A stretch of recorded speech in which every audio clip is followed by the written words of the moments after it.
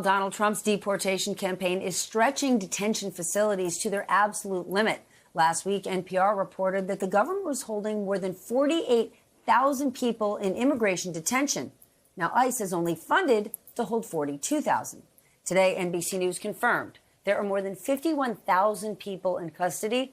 And no surprise, our facilities are at max capacity.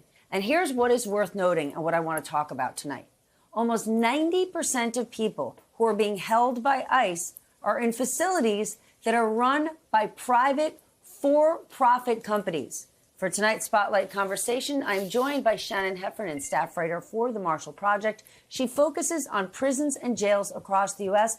Thank you so much for being here. We need an education because these private prison companies are already trying to add more beds to meet the government's demands. Explain for our viewers the relationship between these companies and the federal government and the kind of money they are making. Yeah, so they're making a lot of money. I've sat in on some of the earnings calls. They're ecstatic about what the Trump administration is doing. They're talking about how this is the best moment in the history of their company.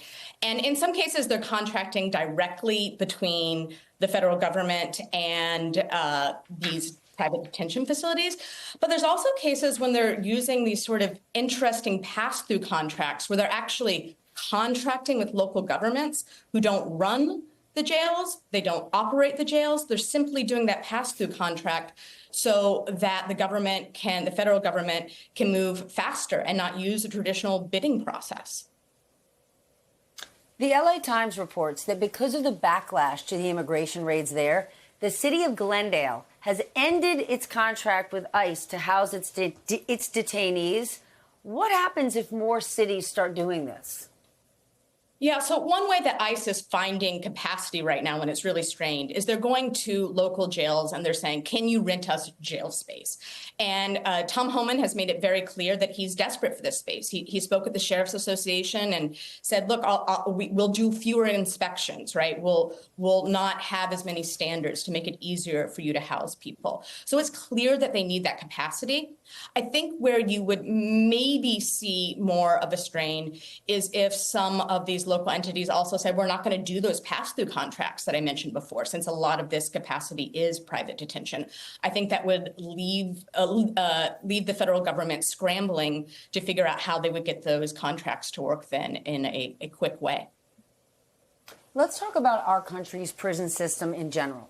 Earlier this year, you wrote that President Trump is trying to expand the U.S. prison system, which is already huge. Explain to us how he is doing that and how successful he's been over the last 140 days. Well, I think one thing that's important to note is right now the capacity has really been focused on the immigration system. But a lot of the prisons and jails that are coming online to house immigrants are facilities that in the past held people in the criminal system. These are prisons and jails that were closed when we had sentencing reform or parole reform, so fewer people were being put into that system. And in the same way that capacity can move from the criminal system to the immigration system, you can imagine that moving the other way again. And I think that's really, really important to note here. Capacity is capacity. A jail cell is a jail cell.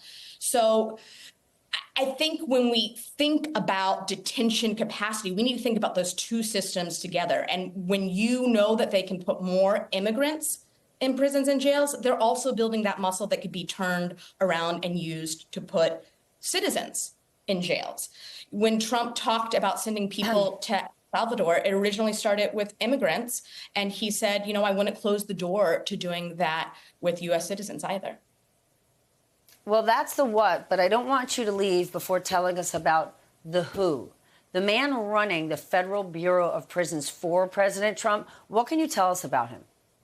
Yeah, well, William Marshall used to run the West Virginia Corrections Department. It's a fairly small system. I think a lot of people were surprised by that appointment.